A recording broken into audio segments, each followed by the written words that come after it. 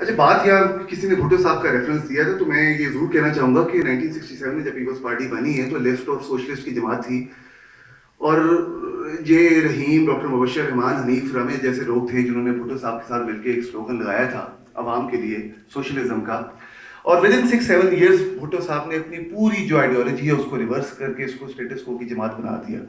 یہ پاکستان کی سیاسی تاریخ ہے، یہ پاکستان کی سیاسی روایت ہے. عمران خان کے P T I is no different in that sense. 2011 کا جو جلسہ تھا جس کو کہا جاتا ہے کہ جی جو ٹرننگ پوائنٹ تھا اکتوبر کا، جس کے بعد ایک ملک میں ایک تھرڈ اسٹیک ہولڈر کا ایمرجنس ہوئی اور یہ کہا گیا کہ جی پاکستان کی سیاست میں ایک بہت بڑا انقلاب آنے والا ہے. اور میں پاکستان کے اندر جو پی ٹی آئی کے اندر جو چینجز آئی ہیں ان کو تو میں نے سنا ہی ہے، میں ان کو ذاتی طور پہ میں نے ایکسپیرینس نہیں کیا، لیکن میں لنڈن کے بارے میں ضرور گواہ ہوں. میں یہاں نام لیے بغیر یہ ضرور بتانا چاہوں گا کہ یہاں کس طرح پچھلے 8 سال سے 12 سال سے پی ٹی آئی کے جو آئیڈیولوجیکل ورکرز ہیں انہوں نے کس طرح یہاں محنت کی، کس طرح یہاں پارٹیز کو ریوائیو کیا، بنایا، فنڈز اکٹھے کیے. اور جیسے ہی پاکستان میں پی ٹی آئی کو ایک بڑا رسپانس پبلسٹی سے ملا، سب سے پہلے یہاں جو لنڈن میں یا یو کے میں جو ان کے نظریاتی آئیڈیولوجیکل ورکرز ہیں، میرا اپنا خیال ہے جو مجھے سننے میں آیا، پتہ لگا ان کو پش کیا گیا. شہباز صاحب آپ ادھر ہیں، میری آپ سے بات ہوتی ہے تو میں جو یہ میری اپنی آبزرویشن ہے تو میں چاہ رہا تھا کہ میں یہ لوگوں سے ڈسکس کروں. I have no idea, sir. I'm sorry, sir, about you. Thank you so much. Khan صاحب آپ نے پاکستانی کانسٹیٹیوشن کی بات کی تو وہ خالد حسن صاحب فرماتے ہیں کہ پاکستانی جو کانسٹیٹیوشن ہے یہ ایک انکمپلیٹ اسلامائز پروجیکٹ ہے جس کا کوئی سر پیر نہیں ہے، نہ یہ لبرل ہے نہ اسلامی ہے. یہ انہوں نے ہر اسٹیک ہولڈر کو خوش کرنے کی ایک ناکام کوشش کی ہے، جس کی وجہ سے آج ہم اس قدر یہاں نظریاتی کنفیوژن کا شکار ہیں.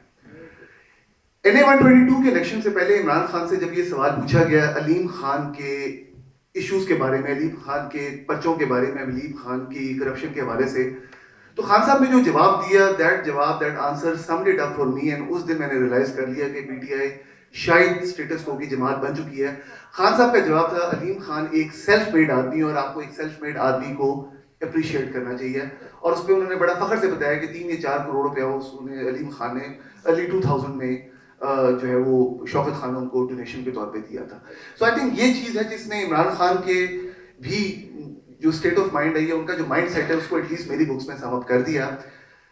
جسٹس صاحب کا بھی ریسنٹلی میں نے انٹرویو کیا ہے اور بڑی اس میں جسٹس صاحب نے بڑی سخت باتیں کہی، اور جسٹس صاحب نے ایک ہی جو بات جو میں سمجھتا ہوں جو سب سے اس میں جو اہم ترین بات تھی، انہوں نے کہا تھا کہ ای سی پی الیکشن کمیشن کی رسپانسبلٹی ہے کہ پاکستان میں اس سارے پروسیس کو فیئر اینڈ فری بنائے اور یہ انشور کرے کہ ایسے لوگ نہ آ سکیں جو کروڑوں اربوں روپیہ خرچ کر سکیں.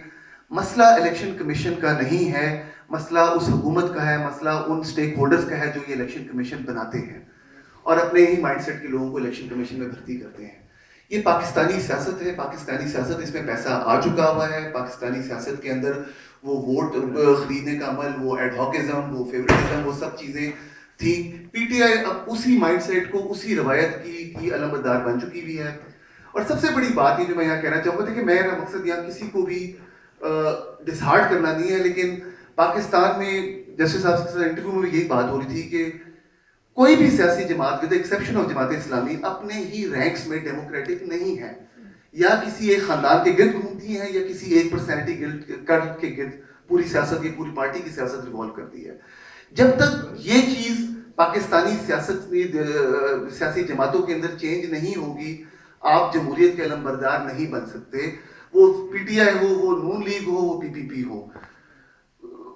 پی ٹی آئی کے ساتھ امید تھی کہ جی پی ٹی آئی ایک فریش مینڈیٹ لائے گی، ایک فریش مائنڈ سیٹ لائے گی، یوتھ کو موٹیویٹ کرے گی. Unfortunately P T I has fallen for the same trap and I do not see them coming out of it. Eventually آگے کیا فیوچر ہے، پاکستانی سیاسی جماعتیں اپنے کردار کو، اپنے طریقہ کار کو کس طرح ٹھیک کریں گی، خاص کر پی ٹی آئی کس طرح یہ جو اسٹیٹس کو کا جو ایک حالہ ہے جس کے اندر وہ پھنس چکی ہے، اس سے کس طرح باہر نکلے گی، اس کے بارے میں مجھے نہیں پتا.